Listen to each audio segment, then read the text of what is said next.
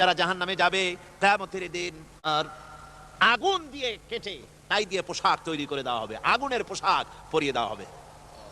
আগুনের পোশাক গায়ে পরায় দেওয়ার পরে কুল্লামা নাদিজাত জুনুদুহুম বাদদালনাহুম জুনুদান গায়রাহা, একবার চামড়া পুড়ে যাবে, জাহান্নামের আগুনে চামড়া পুড়ে গলে যাবে, আবার আল্লাহ রাব্বুল আলামিন নতুন করে চামড়া পরিয়ে দিবেন যাতে করে শাস্তির তীব্রতা অনুভব করতে পারে। জোরে কোন নাউজুবিল্লাহ। আমার ভাইরা, জাহান্নামী ক্ষুধার যন্ত্রণায়, তৃষ্ণার যন্ত্রণায় আকাশের দিকে তাকায় থাকবে, উপরের দিকে তাকায় থাকবে, বলবে আরে যদি একটু বৃষ্টি হতো, মেঘ হতো। হঠাৎ করে দেখবে যে উপরে কালো মেঘ হয়ে গেছে, মনে করবে যে এবার বুঝি বৃষ্টি হবে, পানি পান করব।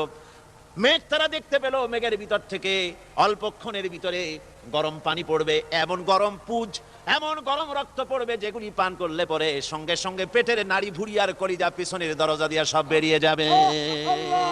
নাউজুবিল্লাহি মিন যালিক।